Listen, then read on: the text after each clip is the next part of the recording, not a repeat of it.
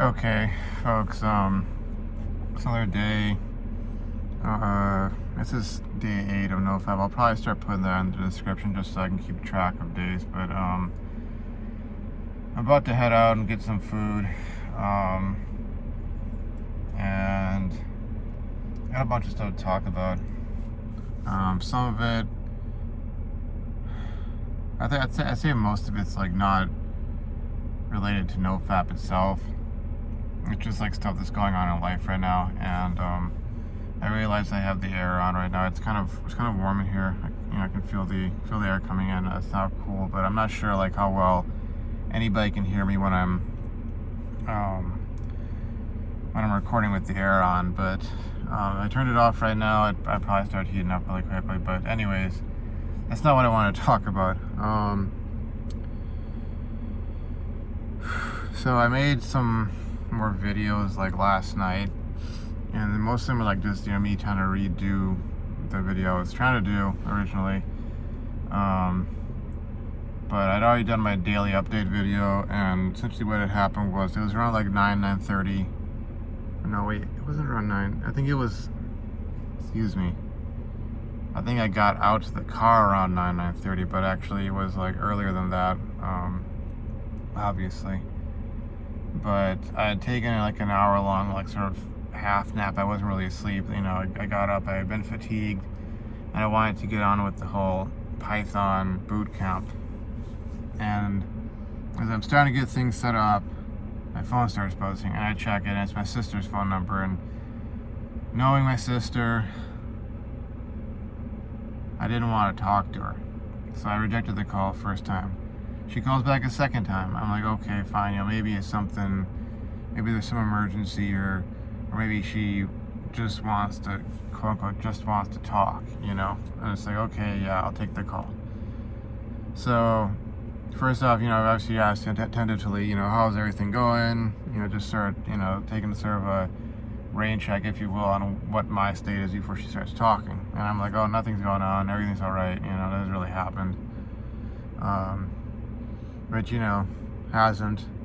She asked about the situation with the girl from the old job, and I'm over that. I said, oh, she got fired, same with me, blah, blah, blah, moving on, that sort of thing. And first she was all, positive response about that. That was okay. But conversation progresses, and she obviously wants to talk about some of the stuff she's going through, and I don't have a problem with that. Her medical issues and all that. She just wants to get it off her chest, and it's like not a big freaking deal. And I'm trying to I say, some of my language may edge on or get towards cursing. I'm trying not to get like that. I was like that last night because it just happened. I was really sort of, you could see my dander was up. The hair was the back, staying on the back of my head or neck or whatever, metaphorically speaking. But so she talks about some of her medical issues, and I listen.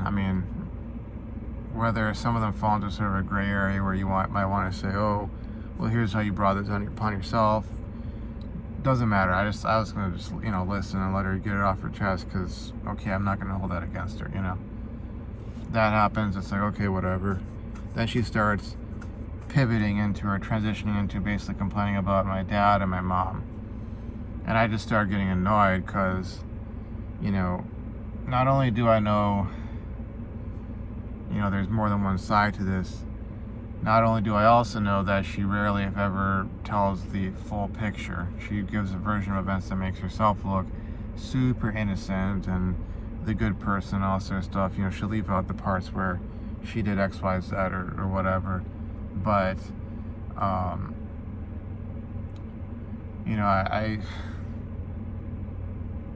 I know with the timing, it's this Mother's Day weekend, so you gotta look at the context. When you got some girl, could be your sister, could be a girl you're into, could be, a girlfriend, it could be your mother, could be grandmother, aunt, cousin, whoever, some random girl. You gotta look at the context, to sort of understand what's really going on. And while I'm sure a lot of the stuff she said was probably true, because I also know my mother, I know my dad, but it's Mother's Day weekend, and my mom and my sister always have their conflict of sorts. With my sister, I think I've said it before, I'm of the mindset that she's an out and out narcissist, and she's openly admitted to like sort of staging events or conflicts, dramas, fights, whatever, for the sake of getting attention. And she has basically made it clear that she's very much obsessed with that sort of stuff, and it's to the extent that it's like beyond like what I would consider normal for a girl, to an unhealthy extent. And so when it's Mother's Day weekend, she's doing that kind of stuff. It's like, okay, I get it. You're I'm gonna try to keep my language as clean as possible, because I know I just kind of verged on that, but I know you're bent out of shape. I didn't say this to her, obviously, but I'm like, in the back of my head, I know you're bent out of shape, that, it's Mother's Day weekend, and mom's getting this and that, and dad's doing this and that for her, and, buying her pizza, and taking her out for this, and buying her some alcohol, and et cetera, et cetera, et cetera. But, at the same time, like, I also understand that you're not genuinely concerned about how this could affect things. Okay, my mom getting alcohol back in her system, or whatever she has heart, yeah, there's probably some level of concern there, but it's also mixed up with like this jealousy factor. And she's done this stuff in the past where it's been like trying to pull me into some of her fights with my mom, or she's tried to start a fight between my dad and I. And I'm thinking about revealing some of this stuff to my dad, even though there's been something of an exchange between us.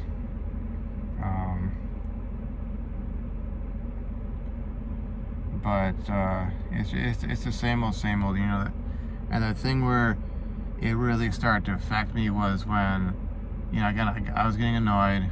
I was like, oh crap, here we go again, that sort of thing. And I was sitting there trying to get my Python boot camp going, so I could get that out of the way and get that knowledge and experience and that certification and all that kind of stuff. Because, like I said in the past, I'm in this spot right now where it's sort of like I don't get these kind of opportunities to really make that leap career-wise or finance-wise or job-wise, and get those certs that I need to get. And obviously, I'm getting annoyed because I'm getting taken away from that for some petty, childish garbage. But I ended up, sighing a bit. And this is something that, again, she does. She'd be like, oh, you sighed? Or you're upset? What's going on? What's wrong? And it's like, obviously, like, she's trying to start a fight. And I point blank asked her, and I know people are going to say, right, people perspective, that, what she wants is for you to, like, reflect her emotions back to her and make her feel comfortable and all that sort of stuff. And it's like, I point blank asked her, like, what do you want me to do about this? It's like, you bring this problem to my attention, what do you want me to do about it? You want me to go talk to dad? You want me to go talk to mom? Et cetera, et cetera. And then, she just, like, goes off on me and starts just getting really hostile. And I'm like, JFC, like, what the bleep is this, and then she hangs up on me. And moments later, she texts me back saying, oh, I hung up because I thought you were being rude. If you're having issues of your own, don't let those get in the way of the good of the family. And it's like, this typical emotional manipulation tactic where it's like, if I put up any resistance or any sort of boundary, I'm just like not having her crap, part of my language there. I've crossed over in that territory, but if I'm not having it, so to speak, then I'm a bad guy. If I'm not playing by the script, if I'm not going and doing what I'm expected to do, what I'm supposed to do, oh, I'm so concerned. Oh, that's so terrible. That's so horrible. Oh, but don't worry, everything will be okay. Just so she can feel a certain way. Now I'm the problem, basically. That's how she wants to frame it. And of course, shortly thereafter, I started getting it. In his text conversation with my dad, he texted me saying that, oh, it's like I essentially give me the picture that, I just need to like, play along essentially. And I texted him back saying like, this is what happened. I had no problem hearing about her medical problems, obviously. Listening to her about that, or like being the shoulder to cry on. But then when she goes and starts, bitching about him and my mom, that's when I was, done with that. I started getting annoyed. I'm tired of that. I'm not getting involved in that. I'm not getting involved in some sort of civil war in the family. I'm trying to deal with their stuff right now, etc., etc., etc. But that obviously didn't really do anything or have any real effect with him, because, this morning he again, like, texts me in response to that. Finally, he sees my messages and he just reiterates the same thing, and after I just texted him back saying, please just let me know when, because I ordered some flowers for my mom for Mother's Day, just please let me know when, the flowers, when they get here, just let me know when they get here.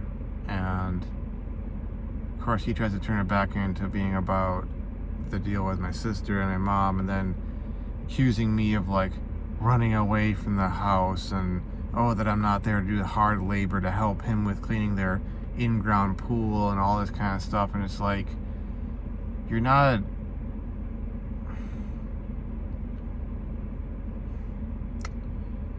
I am not letting myself be manipulated into that kind of stuff and getting into that, being pulled into that sort of argument, because, man, see, it's always been like this with them. It's, folks in the red pillar manosphere community will talk about like, the contradictory nature of what like women want. They want this, but they also want that. But I see this with guys as well. And maybe it's this mass feminization. Maybe it's just how people were brought up. Maybe it's something else. But with my folks, it's been like, on the one hand, it's like, you get to the age of 18 or 19, and it's like, why the bleep are you here? Get the bleep out of here. Get your life together. Move out. Go to college, or do something that gets you to where you need to be self-sufficient and living on your own and paying for your own stuff. And why don't you have a girlfriend? Then eventually, why aren't you married? Are you gay? Are you this? Are you that? What the heck is wrong with you? Why aren't you fulfilling, hitting all these milestones, blah, blah, blah, blah, blah. But at the same time, oh, please don't go. Please don't go. We need you. We need you. We need you to do this and this and this and this. And also be our punching bag and our manservant and our errand runner and our plow horse and these two contradictory things. Which do you want? It's like, I think it's almost like Rollo Tomasi will use the expression building a better beta,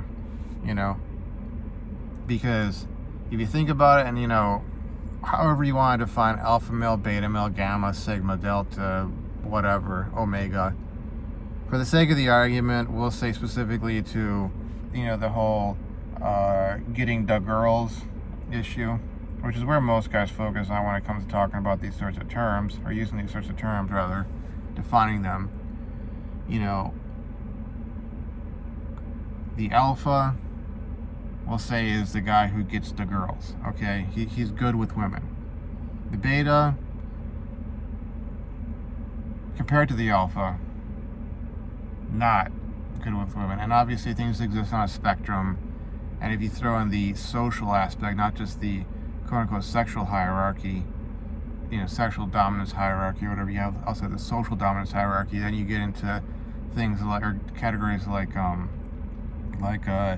delta, gamma, omega, sigma males, etc. But for the sake of the argument, like I said, we'll focus on the getting to girls aspect of it. Alpha, good with women. Beta, not good with women. And I know people will jump in there and say, oh, beta males, they get laid all the time. Yeah, okay, great. But I'm not concerned with that. I'm talking about quality and even quantity. And more to the point, alphas being quote unquote good with women, or having what women want in a guy. They have what women want in a guy. Not need, but want. What are those things? How do you get those things? You don't get those things by sticking around your parents' home well into your 30s or your 40s. Heck, it used to be that by the time you were in your mid-20s, you were not only out of the house, but you were established to enough of an extent that you could get married. And, you have some girl in mind, and you'd most likely get married. And you would have at least one, maybe even two kids by the time you were in your early 30s, and you'd be established in whatever your career was. You could have been working as an auto mechanic, you could have been working at a grocery store, but you would have moved up, from, let's say, customer courtesy clerk, the baggage guy, to being a checkout guy, and then eventually perhaps being front end manager, and then maybe you try to go for store manager, or whatever, and then maybe from that, you would climb the corporate ladder, and you would make some sort of progress, or you're like an auto mechanic, and maybe you got to the point where you started your own shop, and you were making decent money, and you had a wife and kids and that sort of thing. And it's like, what life path does that look like? You're not gonna be in your 30s at home doing quote unquote hard labor to help your folks out every freaking day. You're not going to be going into that environment. And so much of it isn't just the physical manifestation of doing errands and housework or yard work or so. It's the psychological abuse and the psychological sort of pressure to mold you into this mindset of like never thinking about your own aims or goals or desires in life, never thinking about the things that you should be doing ultimately for yourself, building yourself up. It's, well, what about this person? What about that person? What about their needs? What about da da da da da? And the irony is that by not building yourself up, you're actually that much more useless to people.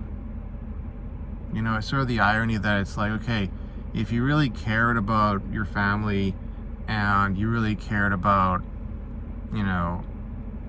your friends and your community and your neighbors, you would want to become as strong, as capable, as accomplished as possible. Because I'll tell you one thing, like with my dad, there was this time where the IRS, they said that he owed them it was like $600. It wasn't that much, but he didn't have $600 at the time. Like back taxes or some garbage like that. The amount came up. I guess probably he was doing his taxes with the what was it called? What is it called? That program. I should know this stuff by now, but he had been doing his taxes and it came out saying, oh, you owe $600. And it was this case of, or I think he might have gone audited by the IRS and they said, you owe $600. And if he didn't come up with that $600, pronto, he would have been probably thrown in jail. And I happened to have that $600 and I gave him the $600 and he was able to pay them and not get thrown in jail. But do you think they perceive or understand the fact that the reason I was able to do that is because I got the heck out of Dodge and I got my ish together? And it's like that whole sort of like, the world wants you to be a chump. The world wants you to be a beta. They want you to be constantly chasing after their validation, in the moment. Not thinking long term, not thinking about yourself, not thinking about your own needs or desires or aims or goals, or what you need to do to advance yourself or to build your own freaking life. Like going out and meeting girls, gaining social skills, getting a girlfriend, getting a wife, having kids. They don't understand, like, or care to understand what that would look like, what that would mean, what that would take. Especially like when they've done so much freaking damage to you that you have to spend years just undoing the damage. Like, to the extent that, like, you end up sabotaging yourself when it comes to one girl or another because you have such self-esteem or social interaction issues, or a lack of, like, healthy humor that would cause a girl to find you funny, not creepy, or attractive as opposed to unattractive. And you've got to work that stuff out of your system for several years, and it's not something that just happens overnight. It's like they don't care.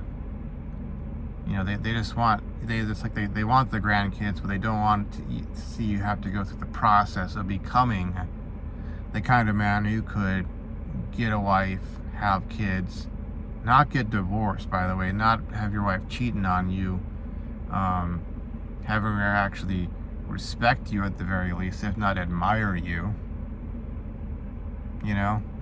They don't seem to conceptualize that. And it's like, if this is one of the reasons why, barring some extreme scenario, I'm never going back to that place. I'm never going back to the house. I'm never going back there, because that environment, that's like where it's kind of like going into the layer of, like, I don't want to say monsters or a monster, because I don't see my family as being monsters. They are definitely dysfunctional, just like myself, but it's sort of like that's their place of power. And once you're in that frame, you're no longer operating on your own terms. You're no longer living by your own rules. It's like it's by their rules, and they're gonna, like, do what they're gonna do. And if you don't like it, go pound sand, buddy. Suck it up and shut up, buttercup. That sort of thing. Get in line and take your whipping. That sort of a deal. And as long as I'm here and I'm paying for my own rent and I'm supporting myself, then I have a position of freedom and power and the ability to exercise my own will. But if I'm there, it's like they will, whether it's with honey or with a whip, they'll try and get me back into that sort of way of being. And I don't ever want to go back to that. And it's not even a matter of, like, hating them.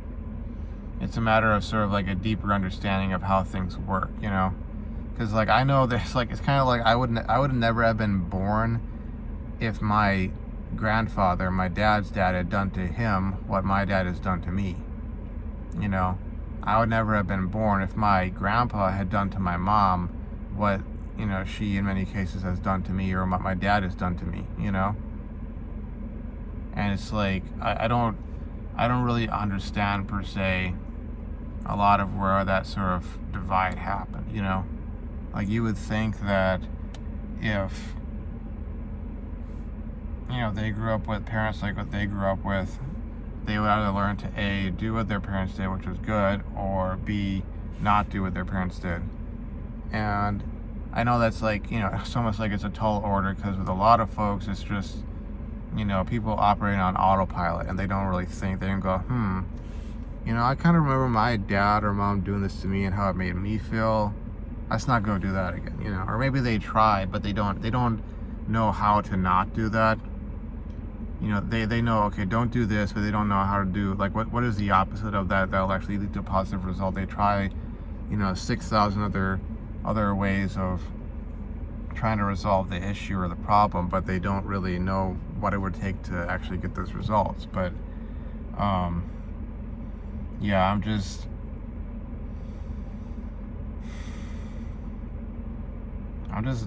done with that. I'm over that, and I'm sick of it. And I'm just out here trying to get some stuff off my chest, because it's the same old, and I'm glad that I at least understand sort of from a meta perspective what's going on, because again, it's like this contradictory, you want this but you want that, and trying to place demands on me, and in realizing that it's kind of like I said, you know, they don't want you to be, for lack of a better way of putting it, the alpha. They don't want you to be the sigma or any of that. They want you to be, and these are just placeholder terms. These don't necessarily technically exist, or they're more on a spectrum, but they don't want you to really be that guy 100%, 50%. They want you to be that to a certain extent, while also being unaware of how things work and being unaware of your true value. You know, go land that 150K job as an engineer, or become a doctor and be making 300K or 350K after you've, you know, finally like hit your stride. You know, you got those years under your belt, you got a network of customers, etc. Or go make that $1 million, you know, multi-million dollar business. But at the same time, you better act like you're a complete loser chump, and you have to come when you're called, and you know, don't ever take that collar off of your neck, like a lap dog. You know, get over here, go do what I'm telling you to do, now, pronto.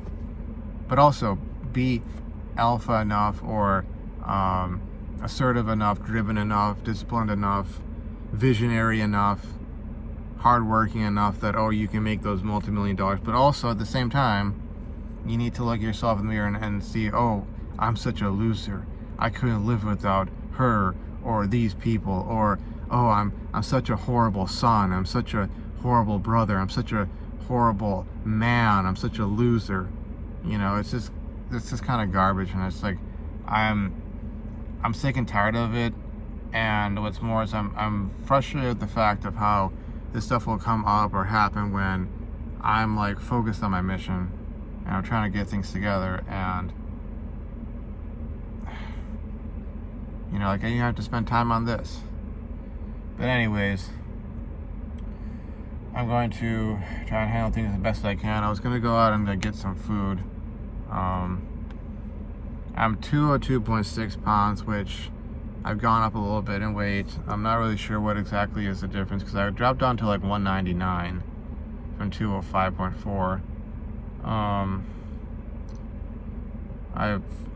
kind of with the mindset that I need to somehow try and figure a way to, you know, factor in some serious like exercise in the form of swimming. But I also need to get strict about when my cheat day is and what exactly I'm going to have for that, instead of having a rotating cheat day where I can, oh, I feel like having a cheat day today, because, you know, sometimes that's on a Tuesday, sometimes that's on a Wednesday or a Thursday, and it really kind of messes things up because you don't have a consistent, you know, period of time where you're, I guess, in ketosis, you know, and therefore losing weight, losing fat. But anyways, that's it for me. Long as ramble. Day 8, Nofap. And I'll see you folks around. Gotta get back on that Python boot camp. So anyways, thanks for watching. Bye bye.